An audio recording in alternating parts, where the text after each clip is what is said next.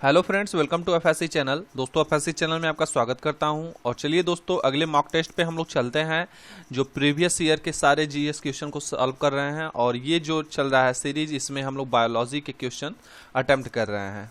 तो इससे पहले यदि आप पहली बार चैनल पर विजिट कर रहे हैं तो चैनल को सब्सक्राइब कर लीजिए और वीडियो को दोस्तों लाइक और शेयर जरूर कीजिएगा। तो दोस्तों, वीडियो शुरू करने से पहले आज की मोटिवेशन लाइन जो है आपके लिए, वो दोस्तों ये है: संघर्ष करते हुए मत घबराना, क्योंकि संघर्ष के दौरान ही इंसान अकेला होता है। सफलता के बाद तो सारी दुनिया साथ होती है। तो आपको अच्छी तरह से पता होगा कि जब आप स्ट्रगल करते हो तो आपके स्ट्रगल को कोई नहीं देखता, और यदि आप स्ट्रगल करते हो तो सभी लोग उस पर नकारात्मक विचार ही व्यक्त करते हैं। लेकिन जब एक दिन आप सफल हो जाते हो तो सभी लोग यही कहेंगे कि मुझे पता था कि ये ऐसा कर लेगा, क्योंकि ये बहुत मेहनती है। तमाम बातें लोग करते हैं। तो आप यदि इस टाइम संघर्ष कर रहे हैं, चाहे किसी भी क्षेत्र में हो, पढ़ाई से लेके जॉब से रिलेटेड या फिर किसी भी लाइन में, तो आप अकेले इस लड़ाई को लड़िए, और लेकिन सफलता आपको ज़रूर मिलेगी, इस बात का भी विश्वास जरूर रखिए। चलिए हम लोग शुरू करते हैं। आज का पहला क्वेश्चन है: जीन शब्द का प्रतिपादन किसने किया है? Option A D Pant, B Johannsen, C Mendel या डी डार्विन।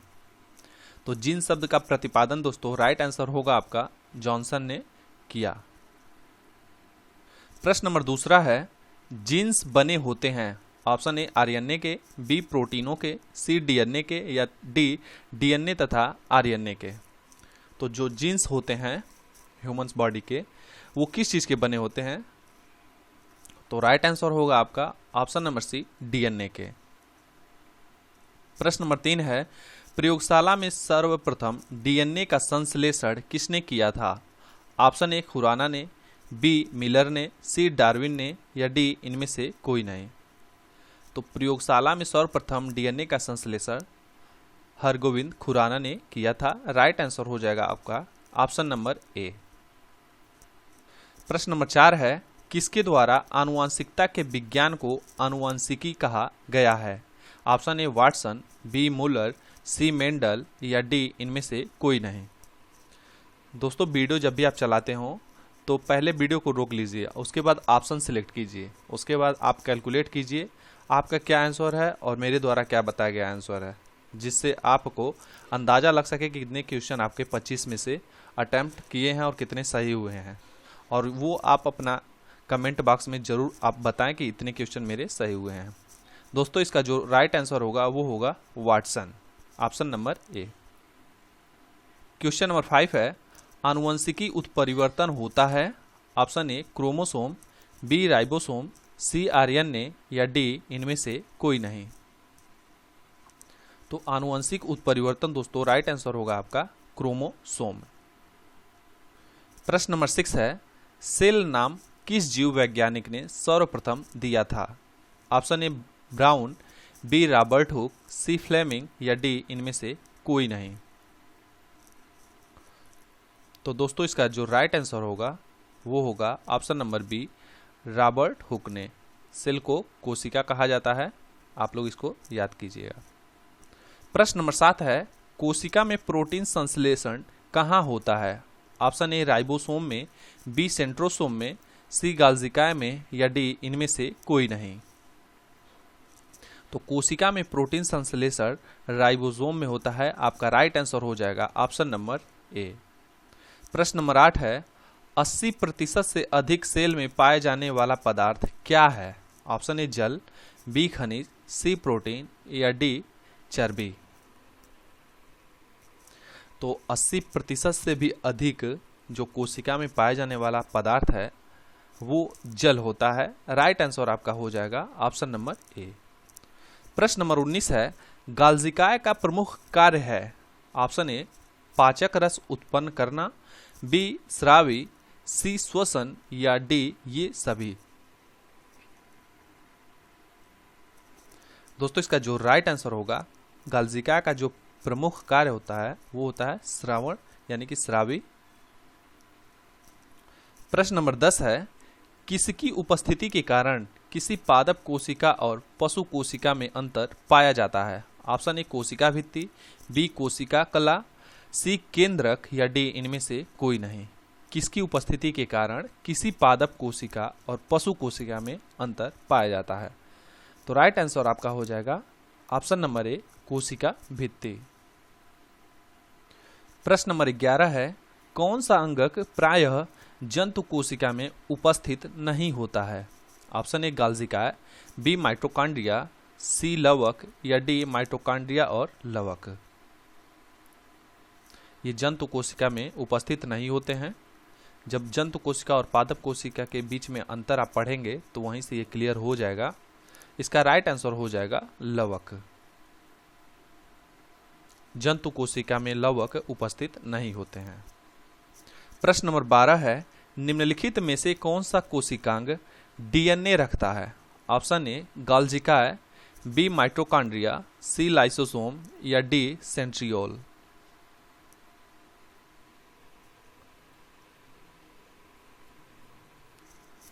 दोस्तों इसका राइट आंसर हो जाएगा ऑप्शन नंबर बी माइटोकॉन्ड्रिया। प्रश्न नंबर 13 है, कोशिका व आणविक जीव विज्ञान केंद्र कहाँ स्थित है? Option A Hyderabad, B Mumbai, C Kolkata या इनमें से कोई नहीं। कोशिका व आणविक जीव विज्ञान केंद्र, राइट आंसर इसका होगा ऑप्शन नंबर ए हैदराबाद। प्रश्न नंबर 14 है, जीव द्रव्य शब्द का प्रयोग सर्वप्रथम किसने किया था? Option A Rutherford, B Huxley, C Purkinje या डी जॉन डाल्टन। तो जीव द्रव्य शब्द का प्रयोग सर्वप्रथम पुरकिंजे ने किया था। राइट आंसर आपका हो जाएगा ऑप्शन नंबर सी। दोस्तों बहुत जल्द ही इसको डिस्क्रिप्टिव में पढ़ाएंगे, जैसे कि ऑप्शन जैसे जैसे रहेगा वहाँ पे लिख लिख के बताएंगे। फिलहाल में जो टेस्ट सीरीज चल रही है अभी 25 क्वेश्चन का रहेगा, लेकिन अभी हम इसको बढ़ाने वाले हैं, लगभग 30 या 35 क्वेश्चन करेंगे, जिससे 20 मिनट के टोटल ये 20 मिनट के वीडियो रहेंगे, जिससे बहुत जल्दी भी कवर हो जाएगा। और आपके 20 मिनट में यदि आप 40 क्वेश्चन या 35 क्वेश्चन कर लेते हैं तो बेहतर होगा, और थोड़ा सा डिस्क्रिप्टिव में भी इसकी जानकारी देते रहेंगे। आइए बढ़ते हैं क्वेश्चन नंबर 15, कोशिका की क्रियात्मक गतिविधियाँ किसके द्वारा नियंत्रित होती हैं? ऑप्शन ए केंद्रिका द्वारा, बी केंद्रक द्वारा, सी जीव द्रव्य द्वारा या डी इनमें से कोई नहीं। तो दोस्तों इसका जो राइट आंसर होगा वो होगा जीव द्रव्य द्वारा कोशिका की क्रियात्मक गतिविधियां नियंत्रित होती हैं। दोस्तों यदि इसके पहले पार्ट से देखेंगे तो बेहतर होगा। यदि आप इस पे पहली बार देख रहे हैं और इस पार्ट से ओपन किए हैं तो आप पहले पार्ट से देखिए, जिससे आपका बेहतरीन ढंग से रिवीजन हो जाएगा। प्रश्न नंबर 16 है, जीव द्रव्य जीवन का भौतिक आधार है, यह कथन किसका है? Option A Huxley, B Lamarck, C Henry या डी इनमें से कोई नहीं। जो जीव द्रव्य जीवन का भौतिक आधार है यह कथन हक्सले ने दिया था। राइट आंसर ऑप्शन नंबर ए हो जाएगा। प्रश्न नंबर 17 है, फूलों और बीजों को विभिन्न प्रकार के आकर्षक रंग प्रदान करता है। Option A leucoplast, B tonoplast, C chromoplast या डी इनमें से कोई नहीं। जो फूल और बीज होते हैं उनको आकर्षक रंग किनके द्वारा प्रदान किया जाता है? आप राइट आंसर इसका बताइए क्या होगा। दोस्तों इसका जो राइट आंसर होगा वो होगा ऑप्शन नंबर सी क्रोमोप्लास्ट। प्रश्न नंबर 18 है, पत्तियों को हरा रंग प्रदान करता है। Option A chloroplast, B tonoplast, C chromoplast या डी इनमें से कोई नहीं। जब पत्तियों को हरा रंग प्रदान करने का बात आएगा तो आप क्रोमोप्लास्ट पे कतई आंसर मत लगाइएगा। राइट आंसर आपका होगा क्लोरोप्लास्ट, ऑप्शन नंबर ए। प्रश्न नंबर 19 है, कोशिका की आत्महत्या की थैली कहलाता है। मोस्ट इंपॉर्टेंट क्वेश्चन, हमेशा एग्जाम में पूछता है। ऑप्शन नंबर ए गाल्जिका, बी माइटोकॉन्ड्रिया, सी सेंट्रियोल या डी लाइसोसोम। ऑप्शन ए और डी में सारे स्टूडेंट बहुत कंफ्यूज होते हैं, तो आप लोग कंफ्यूज मत होइएगा, क्योंकि राइट आंसर इसका होगा लाइसोसोम। लाइसोसोम को कोशिका की आत्महत्या की थैली कहा जाता है। राइट आंसर हो जाएगा डी। प्रश्न नंबर 20 है, जीवन का भौतिक आधार है। ऑप्शन ए कोशिका, बी केंद्रक, सी भोजन या डी प्रोटोप्लाज्म। तो जीवन का भौतिक आधार क्या होगा? राइट आंसर होगा आपका प्रश्न नंबर 20 का ऑप्शन नंबर डी प्रोटोप्लाज्म जीवन का भौतिक आधार होता है। प्रश्न नंबर 21 है न्यूक्लियस की खोज सर्वप्रथम किसने की थी? Option A Brown, B Robert Hooke, C Fleming या डी इनमें से कोई नहीं। तो न्यूक्लियस की खोज सर्वप्रथम ब्राउन ने की थी। राइट आंसर हो जाएगा ऑप्शन नंबर ए ब्राउन। प्रश्न नंबर 22 है माइटोकॉन्ड्रिया किसमें अनुपस्थित होता है? यहाँ अनुपस्थित पूछ रहा है। ऑप्शन नंबर ए हरे शैवाल, बी जीवाणु, सी कवक या डी यीस्ट। तो माइटोकॉन्ड्रिया इनमें नहीं होता है। राइट आंसर होगा आपका ऑप्शन नंबर बी जीवाणु। प्रश्न नंबर 23 है भोजन का अनिवार्य अवयव है? Option A protein, B carbohydrate, C glucose या डी ये सभी। तो राइट आंसर होगा आपका option number B carbohydrate.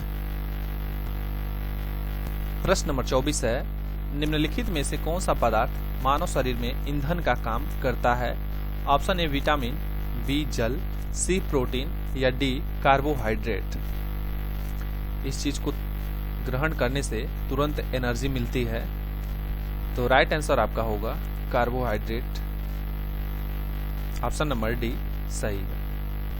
Question number 25 है भारतीय भ्रूण विज्ञान का पिता किसे कहते हैं?